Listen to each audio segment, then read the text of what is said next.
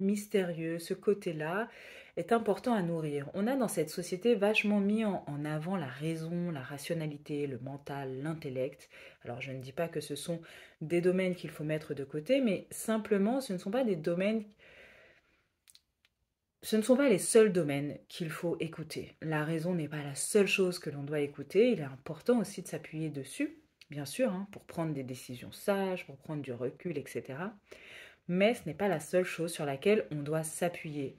Aujourd'hui, je te propose donc de faire appel à ton intuition, de t'écouter, écouter ta part intuitive pour un peu reprendre confiance en toi, en tes ressentis, qu'ils soient sensoriels, qu'ils soient...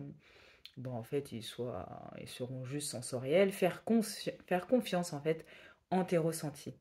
Ça va t'aider à t'aimer davantage parce que tu vas améliorer ton estime de toi-même. Lorsque tu te fais confiance, euh, plutôt que de donner ton pouvoir à l'extérieur, le fait de savoir que tu as la réponse, que la réponse est en toi, ça t'apporte de l'amour, vraiment. Et c'est vraiment aussi le message du scorpion, son pouvoir, à qui on le donne, le pouvoir personnel. Est-ce qu'on le donne à l'extérieur de soi et du coup, malheureusement, parfois notre pouvoir, il est eh bien, écrasé, mal utilisé par certaines personnes et on se sent plus bas que terre. Est-ce qu'on fait confiance en nous et on utilise notre propre pouvoir, on fait confiance à son instinct. Plus on se fait confiance, eh bien, plus notre estime de nous-mêmes grandit. Plus notre estime de nous-mêmes grandit, plus on s'aime. Ne pas s'aimer, en fait, finalement, c'est vraiment se dire qu'on est nul, qu'on sert à rien, qu'on sait pas faire, qu'on ne mérite pas, que blabli, toutes les phrases là, un peu merdiques qu'on se dit. Sauf qu'au fur et à mesure, là, on va apprendre à se faire confiance. Et pour se faire confiance, quoi de mieux que d'utiliser son intuition. C'est vraiment quelque chose qui est accessible à tout le monde, c'est ok. Et ça permet justement de se reconnecter à soi-même. Donc, on est dans cette énergie scorpion, où on fait attention au pouvoir personnel, à qui on le donne, comment on l'utilise en utilisant justement son intuition. Je vais te donner deux petits exercices à faire, très simples. Premier exercice, tu vas te rappeler d'une situation où tu t'es dit, franchement, je le sens pas. Et tu t'es écouté. Tu vas du coup te rappeler cette situation et te rappeler ce que tu as ressenti quand tu t'es dit ça en fait. Ok. Qu'est-ce qui s'est passé dans ton corps? Est-ce que c'était une petite voix dans ta tête qui est passée? Euh, voilà, peut-être que tu t'es juste dit ah non, je le sens pas. Peut-être que tu as ressenti dans ton corps une aversion, un dégoût, une peur. Peut-être que ton cœur a palpité, que tu avais des fourmis dans les doigts. Enfin bref, quelque chose en tout cas où tu l'as ressenti. C'était genre, il n'y avait rien de rationnel en fait. Il y avait vraiment cet instinct. Donc, premier exercice.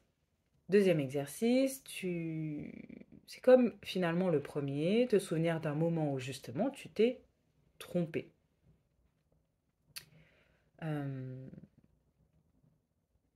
C'est-à-dire que, ben, en fait, tu t'es dit ça, mais tu y es allé quand même. Et tu t'es dit après, en fait, je le savais, donc tu vas essayer de te rappeler comment ça se passait dans ton corps. Comment, qu'est-ce que tu as ressenti, qu'est-ce que tu t'étais dit.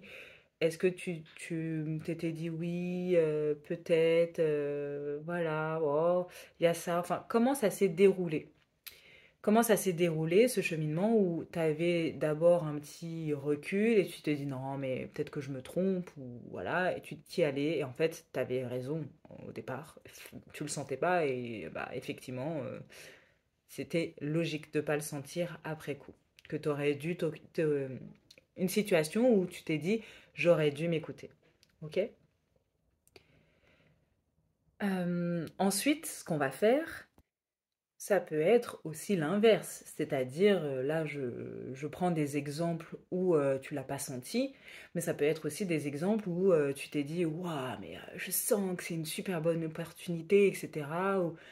Ah, il faut trop que j'aille là. Je ne sais pas comment tu l'as ressenti. Certaines personnes se le disent tout simplement.